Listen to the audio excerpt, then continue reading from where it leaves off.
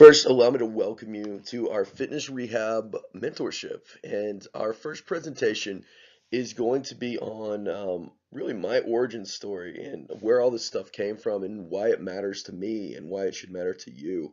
And if you're viewing this presentation, you are probably somebody that already cares about health and movements and fitness and get it and imparting these ideas to somebody. And what I want to give you is a thought process today, kind of the why behind what we are going to be doing, along with the what. But the most important thing, I think, when anybody is presenting anything, is that you have a powerful story and that there's a reason why you're doing things. And so I want to begin this presentation by telling you my story, why I care about this, why this matters to me, and why this stuff is going to be important, hopefully, for you going forward. So I want to start out with a little bit of philosophy before we do that. And for me, my goal with everyone that we work with is to help them to know their bodies a little bit better. Okay. And so Aristotle said that knowing yourself is the beginning of all wisdom. And the reason this is even happening today, the reason that, my service really even exists is because we are so disconnected from our bodies in, the 21st century.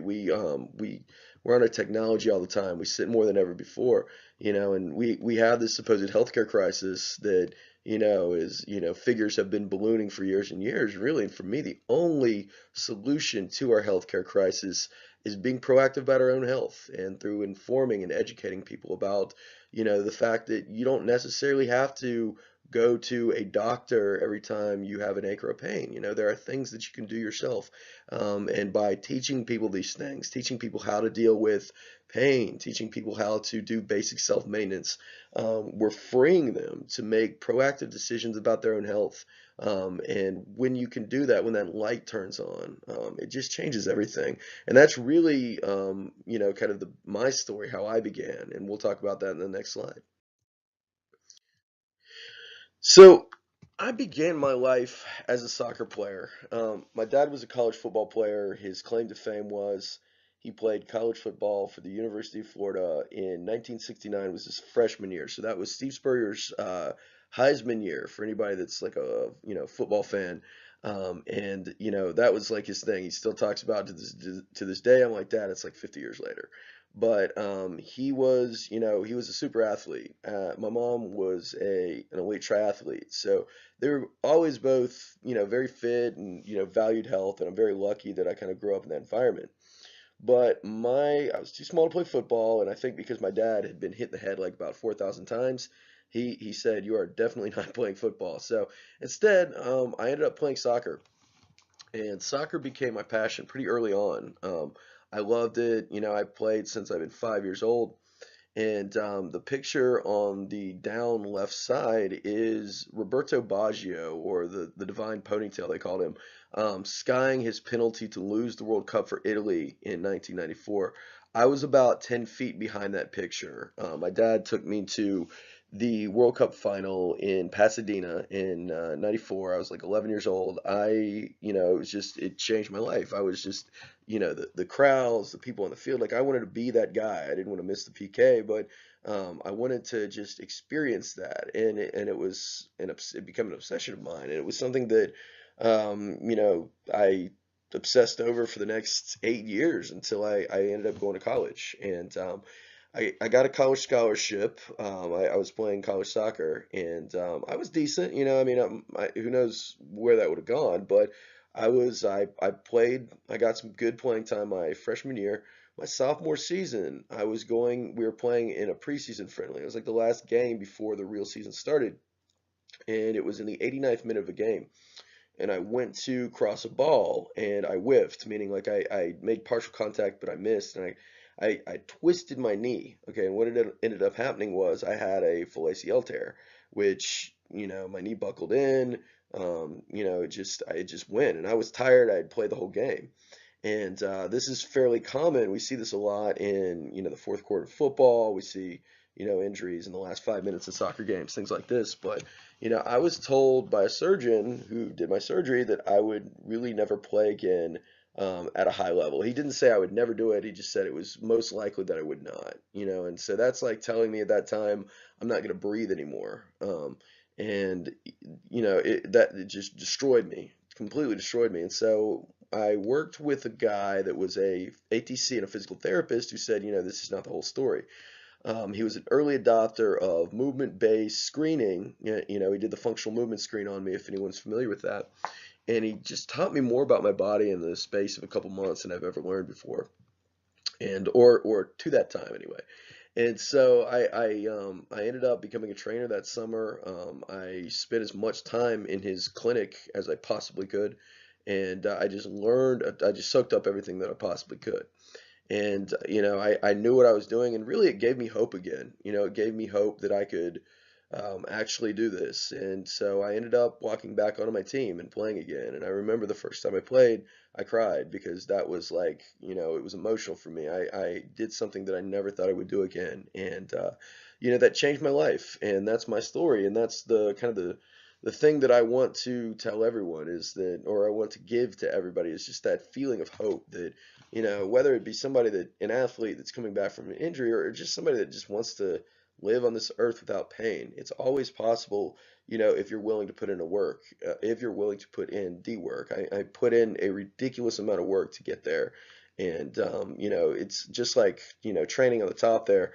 I mean, we squat, we deadlift, and we do all these things to build big muscles and build performance, not hurting and feeling good and just having a body to move through the world in a way that is purposeful is the same, and especially if we haven't done anything for many years. And so we can give the person the tools necessary to make that happen. And I hope that you learn that through this mentorship. But, we also have to give them the hope, and that's the biggest thing. It's not what we do to people half the time, it's what we say to people. And that's why this is so important. And so this is sort of my anti story, because everything comes full circle. And this is me and my dad. Okay, and so my dad is, like I said, was a college football player. He was a tailback for the University of Florida. He played, he was a monster athlete. But in his late 20s, he went on a run, and I guess he fractured. He just heard these popping, pop, pop, pop, pop, pop in his neck, and he couldn't walk at that point. He just collapsed, and it was a couple cervical vertebrae that he had just I guess he had damaged from being tackled and training in college and all of these things. And throughout the rest of his life, my dad was always like a fit and healthy guy. He couldn't do what he wanted to do anymore, and so he kind of took the other mindset that, well, I can't do anything, so I'm not going to. And about 4 years ago now, my dad had major heart surgery, the longest surgery in the history of the Cleveland Clinic up to that time. Somebody might have surpassed it by now, but and it was the result of, there was one thing that they had to take out, but the other things were blockages and stress and things that had built up since that time, because he didn't give up on it, but he just felt that he couldn't do it anymore. He was told that he couldn't do it. Basically, he was told that, you shouldn't move, you shouldn't jog, you shouldn't do these things that can hurt you. And this is what a lot of people are told, that, you're going to hurt yourself if you do this. And, in some cases that's true, but, through this process, we're kind of the proprietors of hope. We're the people that are kind of showing people what they can do and giving them the tools to do that. So my dad is kind of my lost cause. He's the one that, he's still around, he's still alive. He doesn't live in the same town as I do, but, my dad is the person that, really I do this for. He's the one that I wasn't able to save and I wasn't able to help. And I hope that in a few years you ask me about this and I'll say that that's changed. But, I want everybody to be able to, take care of their parents, save these people. I mean, a lot of our clients are this age, and it's never too late if they put in the work. And it's inspiring to see that. My mom is 70 years old, and my dad's also 70 years old, but my mom was a school teacher for 30 years, and still trains with us 4 days a week, and does a lot of work, and she's still able to, to walk and run and to kind of do all the things that we can enjoy as far as movement in our bodies go on this earth. And so I'm really proud of her, and I'm also really proud of my dad. I love him, and I want to help him. So moving on to our why, this begins with a simple thought process. And when I learned this information years ago, this blew my mind. The majority of the pain that we experience, and the majority of the injuries that we see occurring that are non-traumatic in nature. Okay, so if you were hit by a bus, then this doesn't apply to you, but perhaps you were hit by a bus 5 years ago and now you hurt. Why? Most injuries are going to be due to the fact that we don't move very well, and repetitive stresses cause certain areas of our body to hurt disproportionately. And so, one of the things that we want to do when we're working with a client is distribute stress over as many joints as we possibly can. And if we have a client with back pain, for example, they say, I have a weak back, and I say, you know what, actually you have a very strong back. It's just the area of your back that hurts is the one area that's overworking. And so that's our goal, is to help clients realize that the way we move either greatly enhances or reduces our outcomes here on this earth. And so repetitive stress versus traumatic injury is kind of our first concept. And with that in mind, we recognize the idea that, we do cardio to maintain our heart, and as we get older, we need strength because we lose it, and even power. But we don't think about what we do to our joints. People think we just become more inflexible, and that's not necessarily true. It's the process of how we take care of ourselves or not, and it's the difference between chronological and biological aging, and those are two very, very different things. But what our but our goal with our clients is to help them to understand that doing self-maintenance is like brushing our teeth. People are familiar with that concept because the dental industry has done a really good job of popularizing that. And this is the first thing that I'm going to talk to somebody about. I mean, yes, I want to get them strong. Yes, I want them to do cardio and all these other things. But in order to have the capacity to do this, our joints have to load into these positions. Okay, and so this is going to be thing one. And one of the concepts that we're going to talk about today as well is exercise healthy or not? There's a big difference between health and fitness, and based upon the positions that we adopt, we can either be greatly enhancing our body or we can be destroying our body. And so just because somebody goes to a gym and works out 4 to 5 days a week doesn't mean that they're doing themselves any good. All right. And so that's something that I really want to highlight as we go forward here. And so my other belief is that no human, or several beliefs, is that no human should accept a life of chronic pain. Certainly, we're all going to have aches and pains as we get older, but that doesn't mean that we can't do something about it, and it doesn't mean that we should give up. Giving somebody the ability to just feel a little bit better changes their whole outlook on life. It changes the way they see the world, and I think that's such an amazing thing because it resonates, throughout the rest of their day and throughout with the rest of the people in their lives. So that's a massive, massive thing. And when we talk about giving people hope, like I was given hope because I was given a skill set to maintain my body. I was given, I was explained, my condition in a way that made sense to me.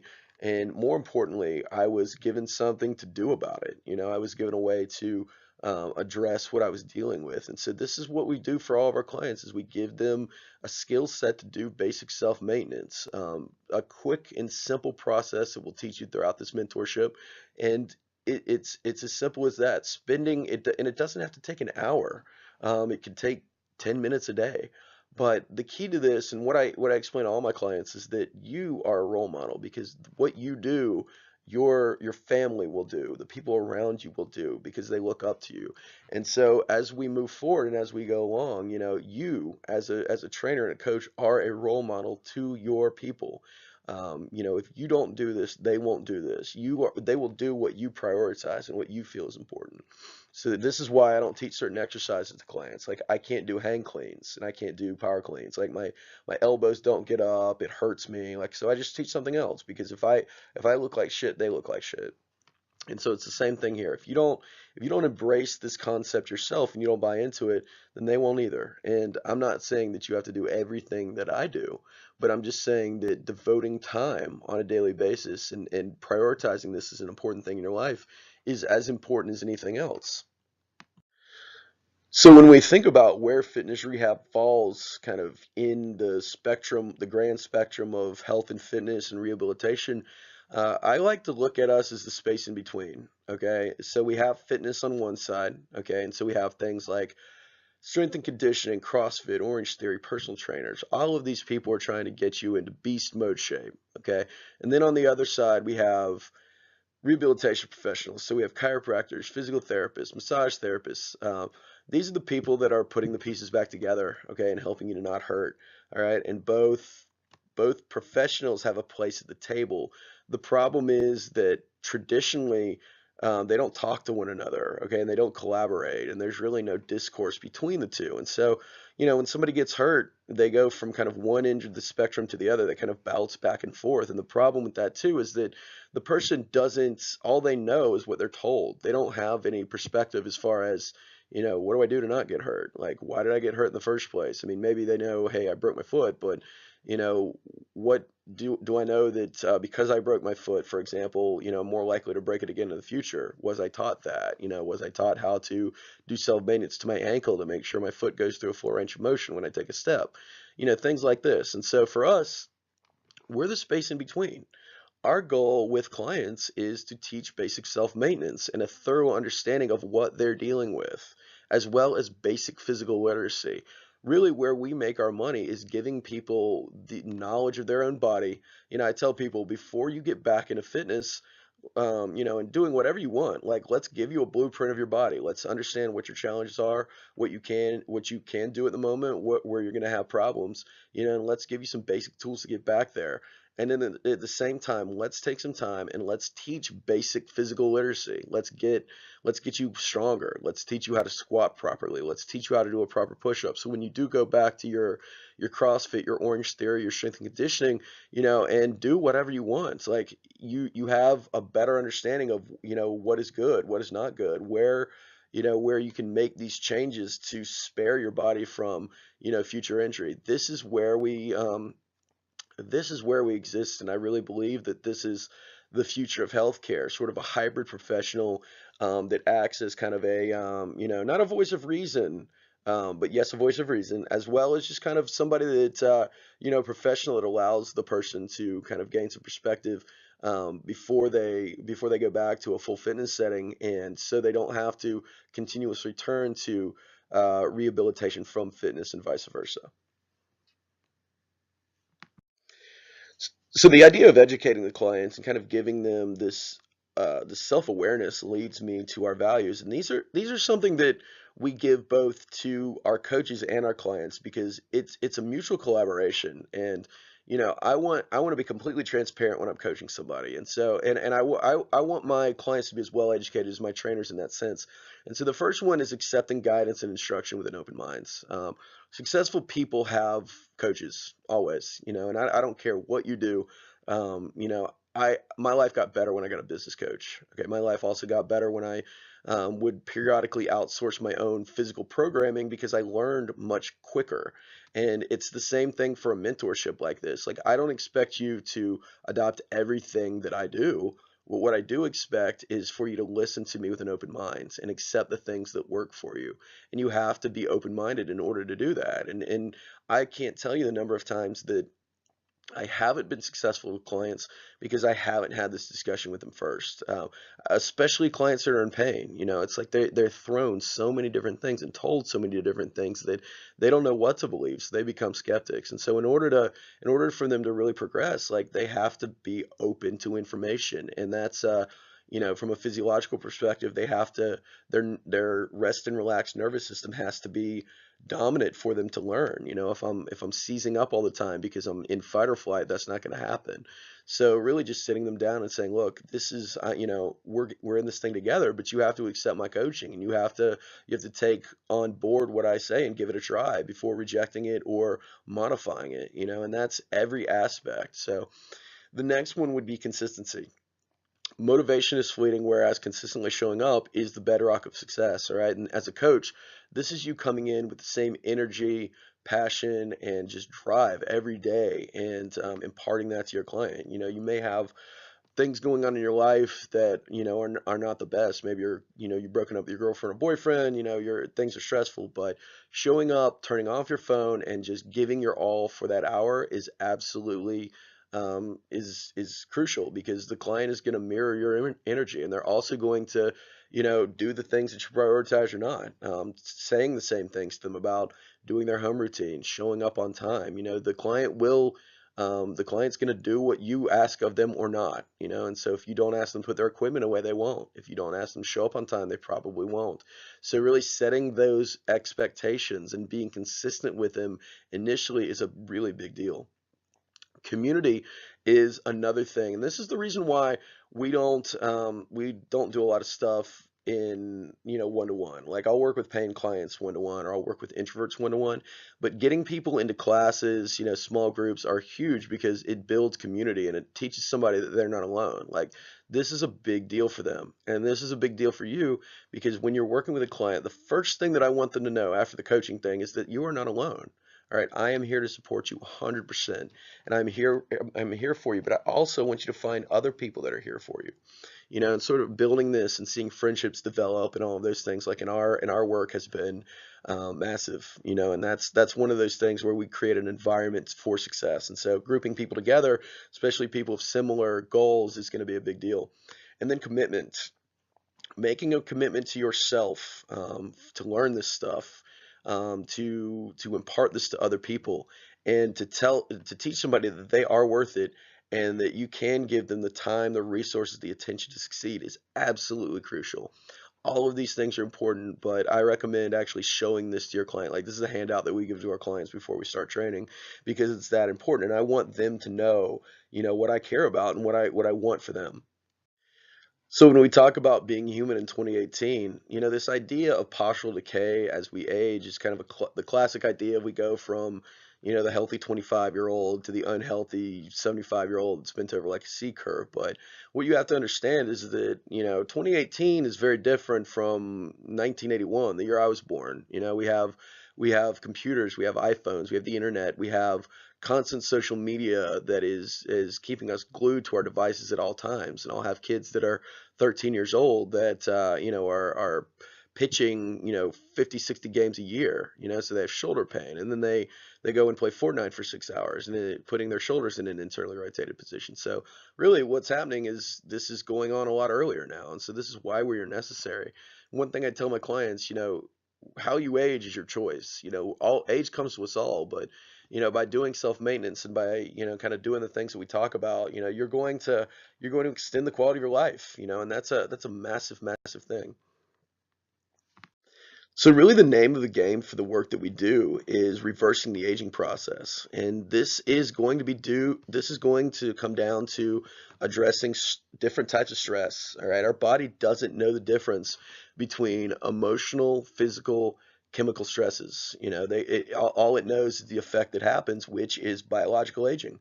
And so we have different factors that we address. So we've talked a lot about, self-maintenance, and this is going to address tissue damage and biomechanical health.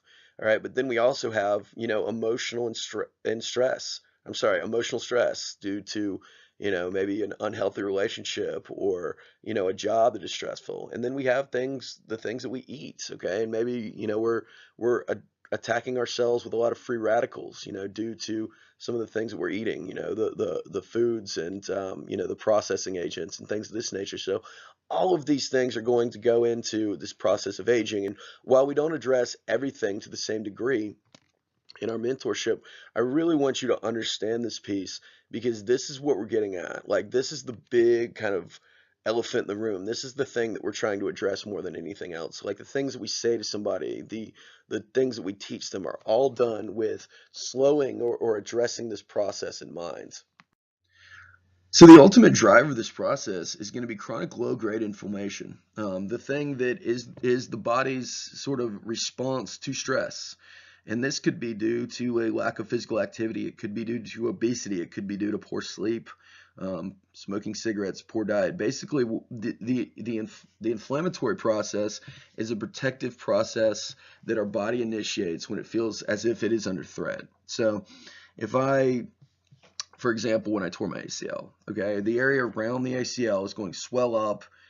Fluid will cover that area as a protective response, and that's good. We want that. That's like putting up a tent around the area in order to protect it from the elements, while the body does its thing to repair and fix this area. But chronic inflammation, the idea that this process doesn't stop, is basically like leaving a motor running and then putting your foot on the gas. Okay, the body can't function in the presence of inflammation. So, for example, if I have chronic low-grade inflammation of my knee due to the fact that, maybe I stand or sit in a certain way, the quads shut off, okay, or they activate at a much lower level. So when I do go to move, they're not stabilizing the joint anymore. And so over time, that joint starts to take stress. We start to see a premature wearing away of bone and cartilage, and, we develop osteoarthritis as a result. Okay, and that's just a small example. If let's say you have a poor diet, and so you have chronic low-grade inflammation of the gut, all right, and so your digestive process is affected. That affects everything in the body, and that can mimic the symptoms of rheumatoid arthritis. And so this and then, we also have chronic low-grade inflammation of the brain, which could lead to things like early onset of dementia. So all of these things are, linked in that way. And so our goal with everybody that we work with is to address these factors. And there are ways to do it in terms of, the inflammations of joints versus the inflammation of the stomach versus the brain. But the key is that you understand this, and being able to explain this to clients, and the kind of the why behind what we're doing, like, makes a huge difference. And that was really a game changer and kind of a mind blower for me. And so when we talk about the stress cycle, this is the dictator of inflammation. Okay, this is the thing that instructs the body how, when, and where to do this, and also how, when, and where to break down and build up a stronger version. And so for us, we have eustress and distress. Stress is important, okay? We want to create healthy stresses for ourselves in our lives, set goals, strength train, build up a stronger version of ourselves, etc. The problem is when this stress curve never breaks, when it just keeps going, and we have this kind of peak where we feel good, where we're challenging ourselves, but then we rest, we relax, and we hopefully build up a stronger version. And what tends to happen with humans is that we put ourselves under undue stress for many years. And this is, maybe you're not sleeping, or maybe you're in a stressful relationship or whatever. And so then we go and work out at the gym and we destroy ourselves. Like, our body doesn't have the same resources in order to help us to regenerate. And so we only add to this process until we break down and we burn out, and we do get some kind of an injury. I mean, one of the major reasons why people get hurt seem to get hurt more easily, or are injury prone, or are sick all the time, is because their immune system is compromised, because they're constantly under stress. They're under this level of chronic stress. And so all of these things are important, and all of these things matter. And so if I have a client that comes into the gym and I know doesn't sleep well, I know has things in their life that are more stressful than another person, I'm not going to do as much with them, because I know that that's not going to be to their benefit. Okay, I see people that move slower and don't live life with the same level of intensity, because they're chronically stressed all the time. And so the removal of this stress, and addressing these things, the break between these two, kind of the highs and lows. We have the stress peak, which is hopefully the training session, and then we have the relaxation, we have the drop in stress, which is hopefully the person at home the next day. This is what we want, okay? And creating these breaks is absolutely imperative to getting somebody a result, as opposed to just exercising with them without context. So we have all of these different factors that lead into chronic stress, right? And any of these things, any of these things could be, the perpetuator of this chronic stress. We have biomechanical stresses, the way that we stand, the way that we sit, the exercise that we do in the gym. Like, all of these things are kind of fall into this category. Whereas nutritional stress is the things that we eat. Maybe we're eating a lot of processed foods, or maybe we're eating certain things that end up being a food intolerance for us and give us an upset stomach. Any of these things could be a factor. Emotional stress could be, anything that involves our environment. The people that we're around. Maybe we don't hang out with anybody. Maybe we don't have a support network, and we just feel terrible as a result. Or maybe we're just inactive completely. Maybe we do nothing. And that's a factor in this as well. But as a coach, looking at our client holistically, I don't expect you to do a counseling session with the client, but what I do expect is for you to build a network that gives you the ability to maybe give the client a resource for somebody to talk to. When I'm assessing somebody, I'm trying to look at all of these things. I'm trying to get to know the person as a human being, because this stuff is important. And I can make a biomechanical intervention, which is most likely what I will do. But if it's a nutritional problem, then and I'm dealing with a pain client, then the result that I get is only going to be a partial success. And so by addressing that in some way, and we'll talk about ways that we can do this. This is going to be this is everything right here. I mean, this is the big picture. So really making notes on your client, getting to know them, talking to them as a human being before we ever kind of get into the training piece is going to be huge, because this is going to give us an overview of kind of the interventions that we make with person one versus person two. Everybody is unique.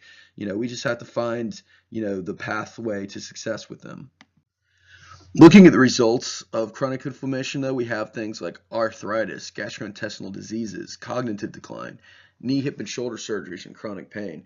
And these are the things that result from a lifetime of this stuff. The other thing to notice with this stuff, too, is that these are first world diseases. Arthritis, cognitive decline, chronic pain, all can be prevented to some degree. Knee, hip, and shoulder surgery rarely ever happen in the third world, because people are just on their feet more, they're moving more. And I don't expect people, in Western culture to stop going to work, to stop, to move to a desert island and to sit in a squat all the time, although I'd like them to. But what I do think is that by giving them just some simple solutions, we can really stave this stuff off. It changes everything when we give somebody a bit of knowledge. And so these are the things that we talk to our clients about. This is what I want you to kind of relate them to, because this is important. Like this is tangible. These are outcome goals for us. And I don't care if somebody is 25 or 50 or whatever. We can always make interventions, but people have to know what they're dealing with first. But the majority of the interventions that we're going to make as professionals come down to sort of the mechanical side of stress. We want to be aware of the other things, and we want to be able to act as a resource to refer the client out and to have general discussion with them. But when it comes to the mechanical side of things, I really want to spend some time on this so you understand kind of the process itself. And that really begins with the inflammatory cascade. Okay, so how does inflammation initially occur? Number one, we're typically going to get some sort of a soft tissue or a mechanically induced injury, and that could be from running, walking, maybe we fall, maybe we're hit by a car, whatever. But whatever it may be, inflammation is going to form in that area, and we're going to start to get spasming, and adhesions are going to form. Scar tissue is going to be laid down sort of haphazardly. But importantly, the other thing that's going to happen is it's going to change the way that the person moves. If I injure one side, I'm going to shift my weight probably to the other side and alter the way that I walk, or the way that I sit, the way that I stand, in order to not put direct pressure on that side. And over time, that becomes our new normal. Even after we heal, even after we feel better. And this is oftentimes what we see in terms of, muscular imbalances. And so really asking clients early on about, if they broke their leg at 11 years old, like I want to know that, because that gives me an idea of maybe why what I'm seeing now is occurring.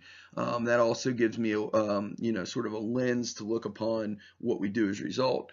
And so with this in mind, what I want you to understand is the body is a system of systems. And so one thing will affect another. And so in this example, we see a foot that is pronating in.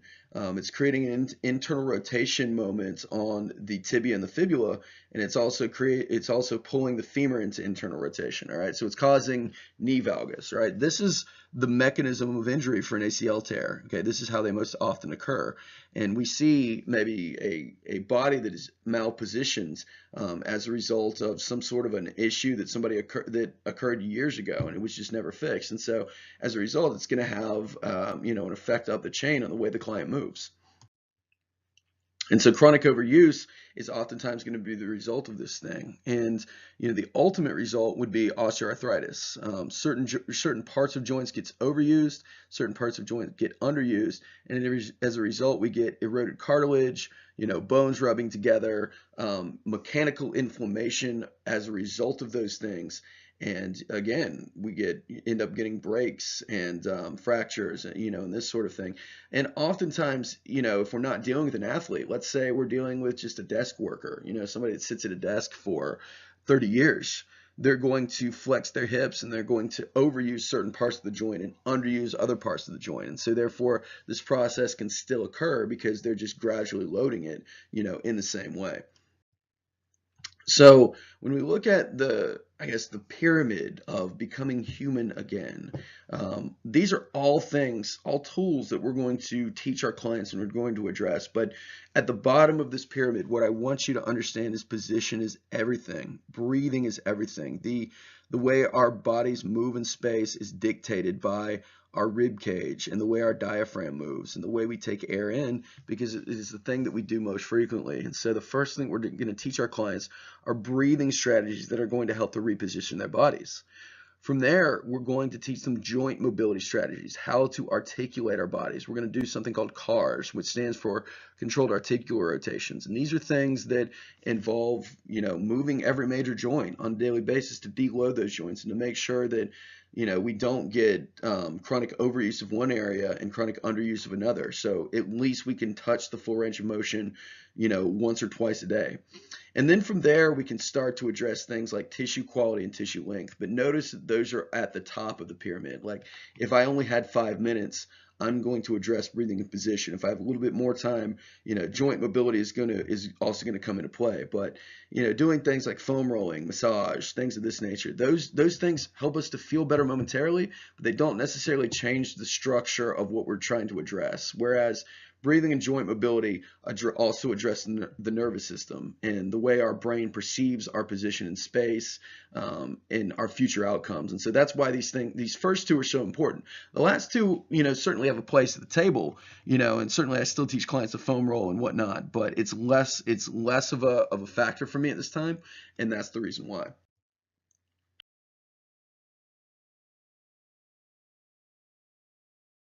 So now we get into the how, and that begins with our thought process. Education is always going to be the most important aspect of what we do, because education creates self-awareness, which creates empowerment.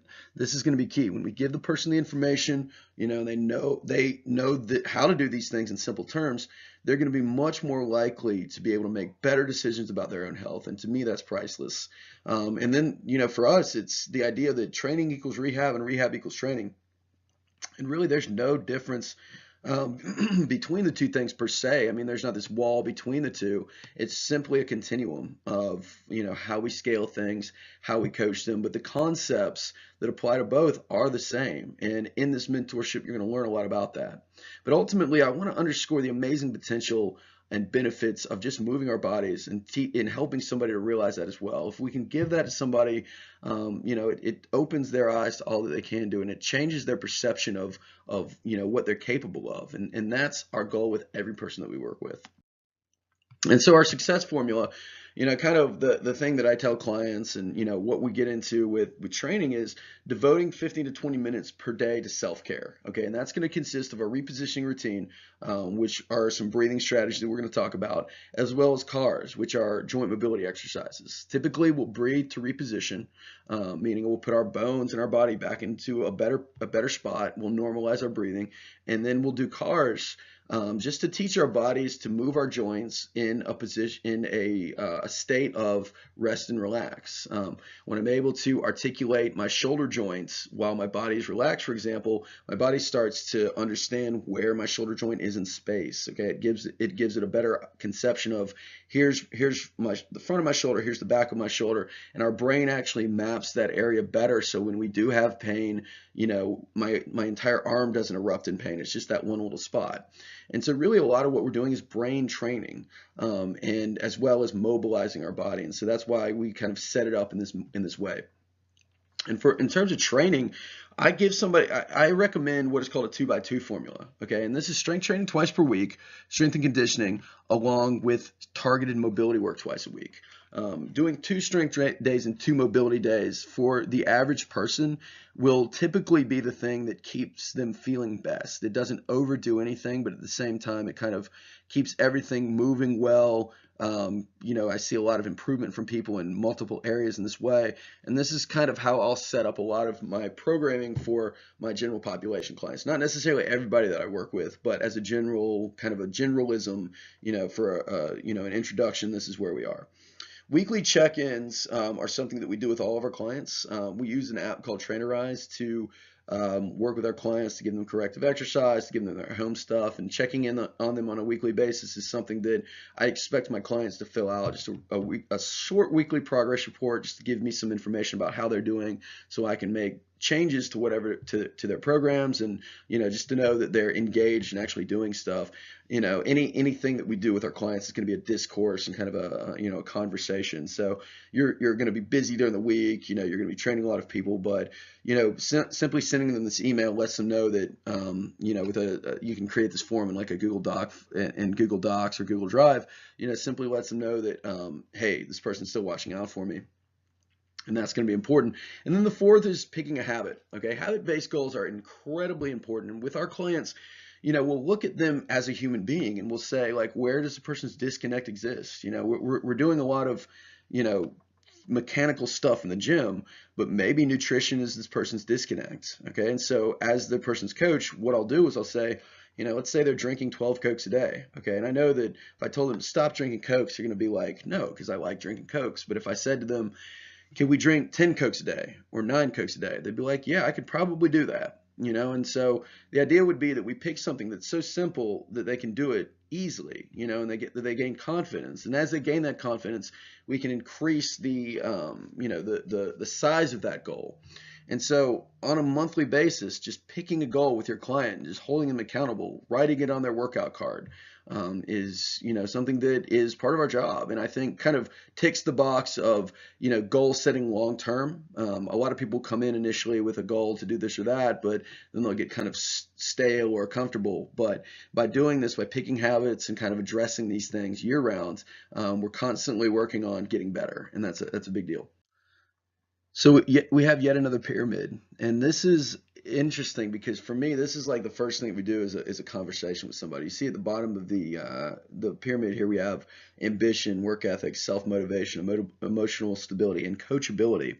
If the person isn't coachable, if they're somebody that wants to lose 40 pounds in 2 weeks, you're not going to have any success with them, period. And this mentality is going to apply really to anybody. I have a lot of clients who will come in pain and want to be out of pain quickly, want me to give them 2 things to do to be out of pain, or they're unwilling to accept the information. Like, I can't help that person.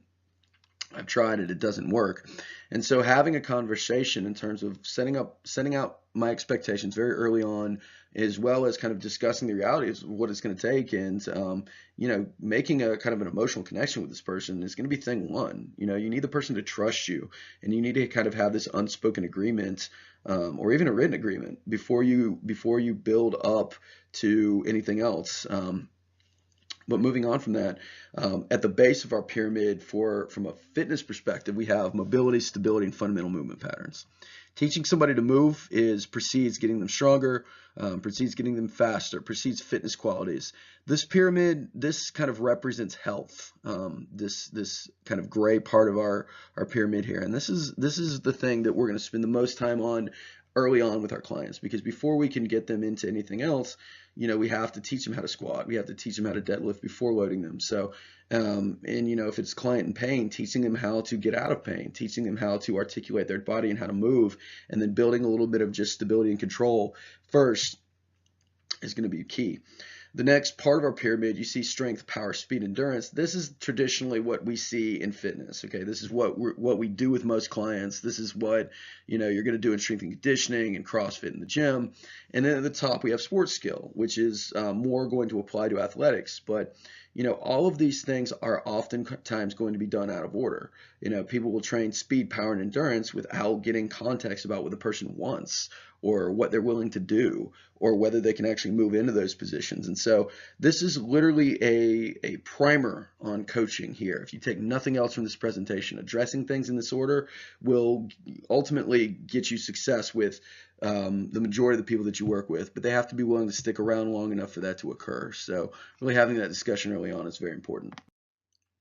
And so the things that go into our training process really involve quality sleep, training, mindfulness of what the person is doing, cardio, as well as recovery. All of these items are factors that we want to discuss in terms of training, and things that we want to address with the clients, and things that I ask myself, like, where does the person fall apart? Okay, oftentimes I'll get somebody that comes in and they're already doing a lot of fitness stuff, but maybe they're not doing recovery work, so they're sore all the time, or maybe they're in horrible shape because they're not doing cardio, or maybe they train, but they're not mindful of what they're doing, and so they're moving poorly. Okay, all of these things are items that we want to address. And again, this is a slide that I show my clients because, like, these are all things that, we're going to have to tackle in order for them to be successful. And so a lot of the things that you're seeing today is also a presentation that I do for new people early on, so they know, what I want for them and what we're getting into here. So how we put them together in terms of an actual training program is, typically we'll ask our clients to come in maybe 10 minutes early and get their corrective exercise done. This is the thing. This is what we call their pre-workout routine. This is, how they prep for training. And then from there, we're going to start our program with mobility training. Okay, we're going to do, it says 10 minutes here. It could go up to 30 minutes for some people. And this is where we're going to do our core training. We're going to do joint mobility work. We're going to repattern movements. And we're going to address this stuff before we train because it primes us to train in terms of strength training. Strength training is going to take up a large portion of our workout as well. This is where we load the patterns that we just trained through our mobility work. And then finally, we're going to cool down. And this is really important because this is going to help the body to shut down. Oftentimes people go, leave a workout and their head is ringing and, they can't sleep, or they're amped up all day.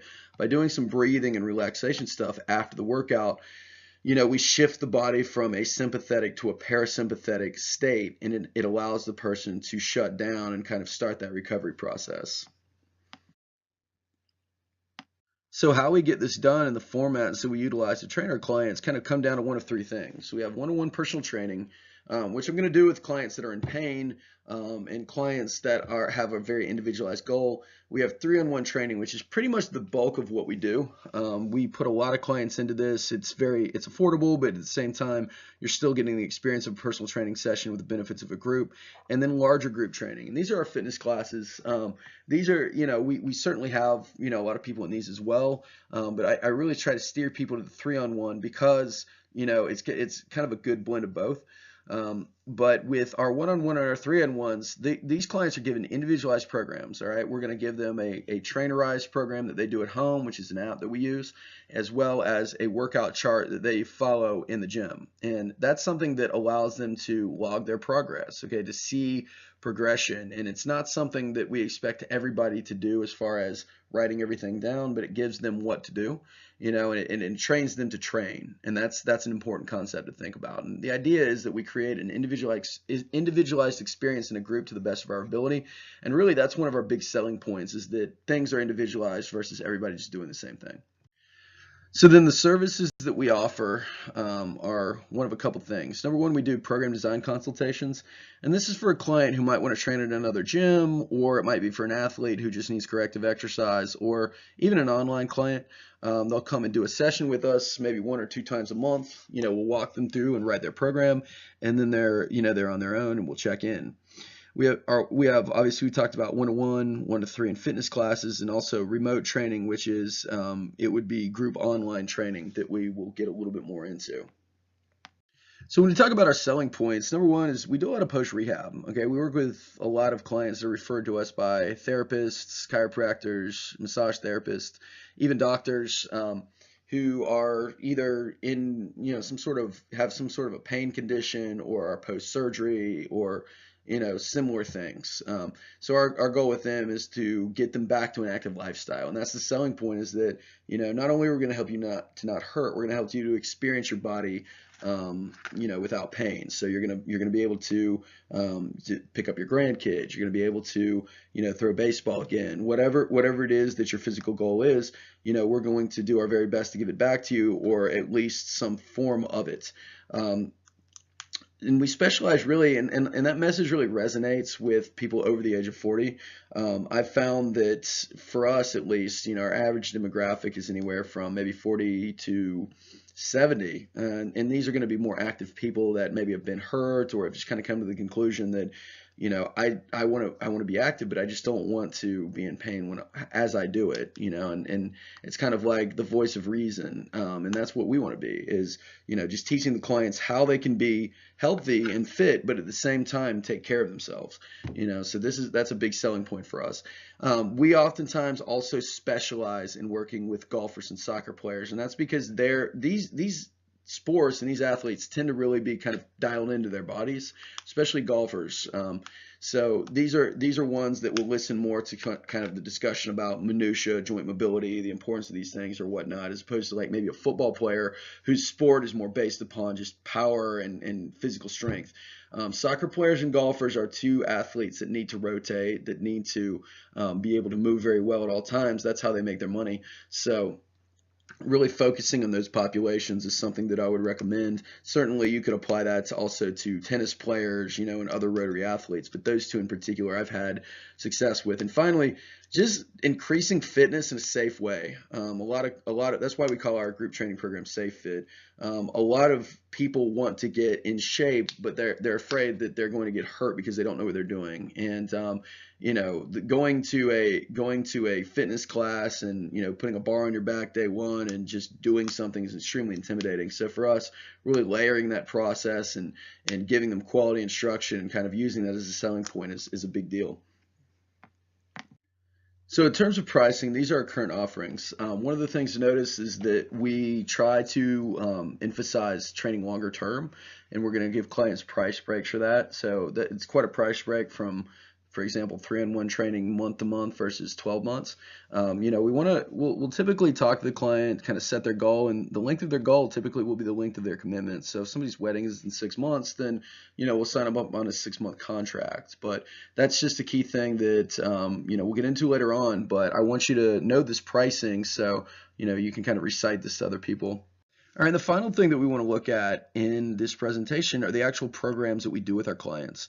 The majority of the clients that come into our program, whether they be in pain or they're just new to a gym, are going to begin in our foundation program. And our foundation program is an 8-week program in which we kind of focus on the base of the pyramid that we discussed earlier. We work on mobility and stability. We give the person back their joint control. We teach them basic form in key exercises like squatting, pushing, pulling. And we educate them on self-maintenance. I tell people this is 8 weeks for the rest of your life. All right. And after that, a lot of people will come to us for this 8 weeks just to gain knowledge, and to gain a better understanding of how to how to move better or how to fix certain things, how to fix their squat, how to fix their deadlift, and how to develop mobility around it.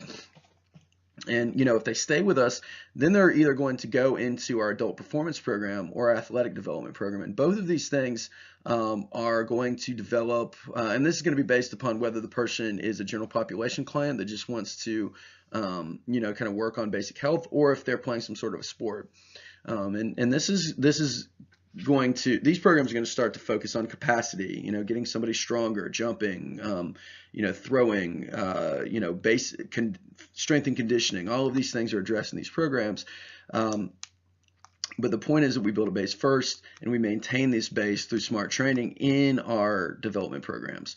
Our final thing that we offer is Kin Stretch. Okay, and Kin Stretch, if you're not familiar with FRC, is a joint mobility class that focuses on improving active control of our bodies. All right, this is something that's very popular in professional sports at the moment, and it is just a fantastic program that has become integral in what we do. We'll get a lot more into this as we go along, but I want to thank you so much for taking the time to view my presentation this morning and this afternoon. Look over the information, read the articles that I have provided for you this week, and I look forward to answering your questions as we go along.